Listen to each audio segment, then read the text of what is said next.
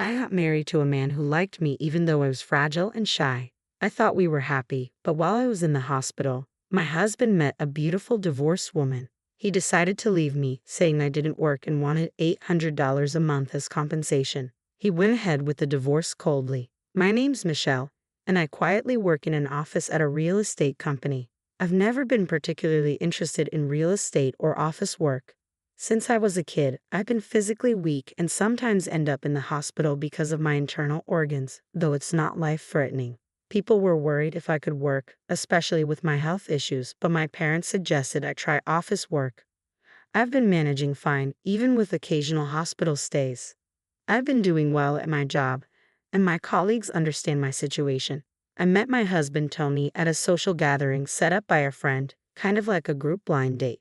I wasn't sure about romance because I thought my fragility would be a problem for anyone. I didn't date much, and before I knew it, I was over 30. My friend encouraged me, saying, "You should find someone who understands you, Michelle. Your condition doesn't affect your daily life much. Let's stay positive." So she invited me to an event. I didn't think it would work out. There were 3 men, one of whom I liked, but he seemed interested in another woman. I didn't feel particularly attractive, and the other women there seemed prettier. I had given up on finding someone there, but then Tony, who later became my husband, approached me. He was thoughtful, offering me soft drinks since I didn't drink much. But as I listened to him, I realized he wasn't the one I wanted to be close to. I dreamed of marrying someone like a top actress. Hearing his confidence made me wonder about him and even feel a bit repelled. However, despite that, he kept talking to me. He asked, "What kind of guy do you like, Michelle? Do you want to get married?" Because I was eager to get married soon, Tony kept talking to me, showing persistence. At first, I thought he was shallow, but we exchanged contacts. Surprisingly, Tony kept contacting me frequently, even asking me out. Gradually, my feelings for him grew. However, I was still worried. Why would a man with high standards and a seemingly shallow nature be interested in someone like me? When I shared my concerns about my fragile health with a friend, they explained that guys often want to appear strong and impressive at first. Despite that, my friend said Tony really seemed to like me. Believing this, I started to see Tony differently, and we grew closer. Eventually, we got married, and our first year together was truly happy. We lived in a spacious and affordable apartment that I found. Interestingly, my health issues almost disappeared, and I didn't have to go to the hospital while I was with Tony. Maybe being with him helped improve my health. Tony was considerate, and I felt confident that marrying him was the right decision. However, after a year, I started noticing changes in Tony's attitude towards me despite my weak health. ChatGPT. I managed to do basic housework, and I always cooked meals. Tony used to praise my cooking, which made me happy. But gradually, he stopped complimenting and even started complaining about the food. He'd say things like, "Is the soup a bit bland today?" Or, "I'm not really in the mood for meat today." I'm not great at cooking, so making the same tasty meal every day is tough. But until then, he never complained. Also, I can't guess what Tony wants to eat unless he tells me. I was shocked when he said he wasn't in the mood for something. Still, I loved Tony and wanted to meet his expectations. However, his attitude towards me got worse. When he came home from work, he used to cheerfully greet me with, "I'm home. Worked hard today." But he stopped doing that and instead said, "I'm tired. I want to do something fun," showing no interest. Our habit of going out on days off also disappeared. When I suggested going somewhere, he'd coldly reply, "I'm too tired to go anywhere. If you want to go, go by yourself." His behavior seemed odd, and I started feeling my health deteriorating again. It's like my body reflected my growing anxiety.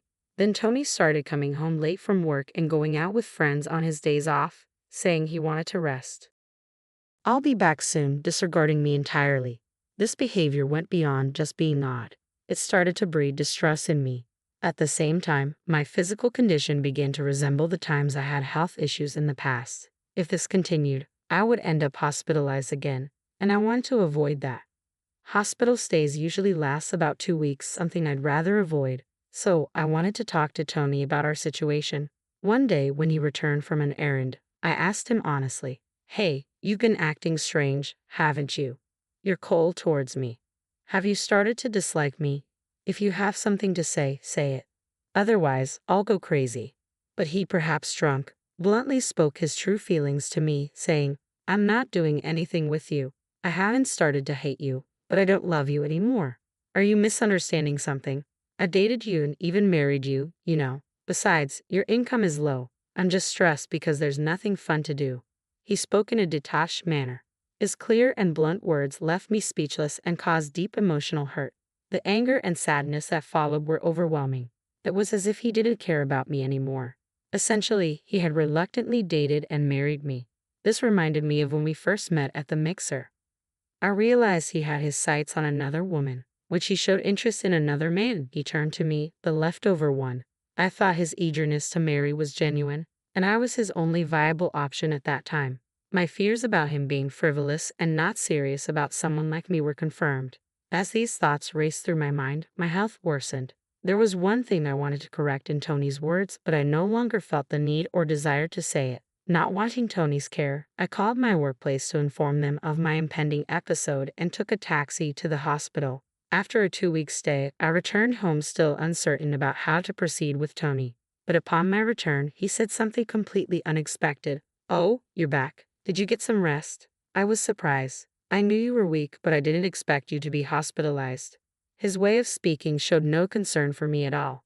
Thinking back, he never visited me once while I was in the hospital. True, I hadn't mentioned frequent hospitalizations when we were dating, and this was my first hospitalization since we had been together. Maybe that's why he reacted this way. But his shocking statements were yet to come. But taking it easy in the hospital, that's a nice life, huh? Earning so little and still taking time off. Naturally, your income will decrease. I don't want to continue this boring life anymore. I'm done. A wife who doesn't work is worthless. Let's get a divorce. Tony said this without any remorse. I was dumbstruck by his sudden declaration. Then he added, "Actually, I decided something while you were in the hospital. I've decided to marry this woman." He showed me a photo on his smartphone of a very beautiful woman, his new girlfriend. It confirmed what I always knew. He likes beautiful women.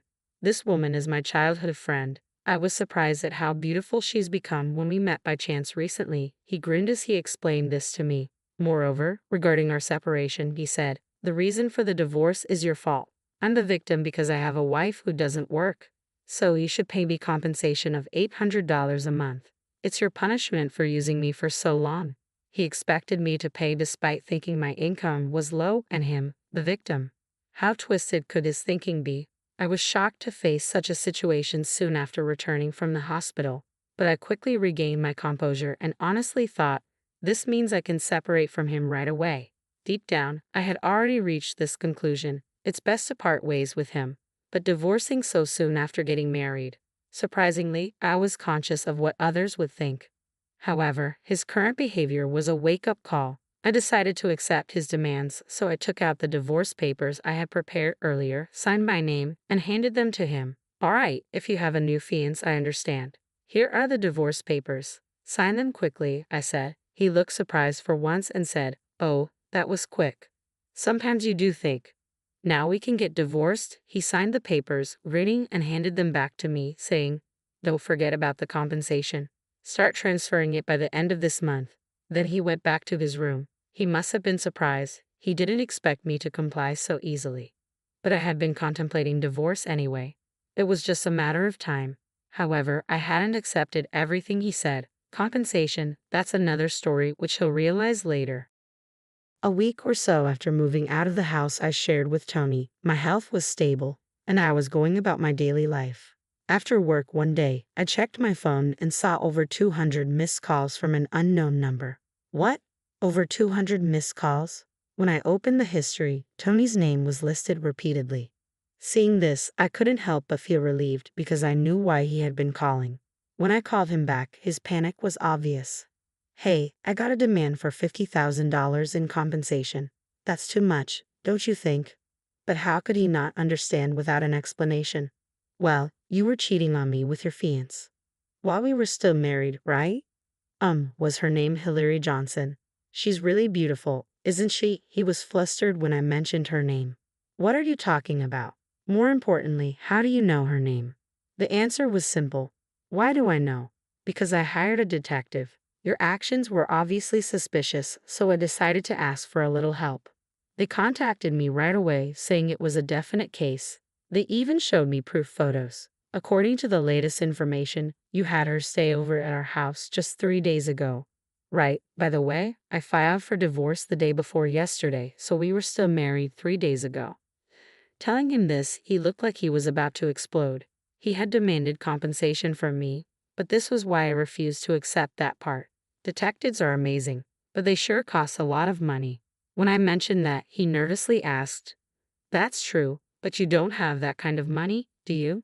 But that was just his misconception. Indeed, my salary as an office worker wasn't significant, but now I'm ready to reveal the truth. I wanted to counter when he called me low income, but I do have about $400,000 in rental income. The reason being, my father is the president of the real estate company. I work for the company passed down from my great-grandfather, which owns roughly 100 buildings and apartments. My father put several of those properties in my name, perhaps his way of showing love. So, the rent from those properties goes into my account. However, he always told me to do my best in my office job. Tony always assumed I was just a weak, low-income office worker but was quite shocked to learn the truth. Seriously, you should have said that earlier. He realized he had let go of a big fish. If he had treasured me, he could have had a lot of fun, but his misfortune didn't end there. So, the apartment you're living in now is actually mine. I just picked it because it was vacant.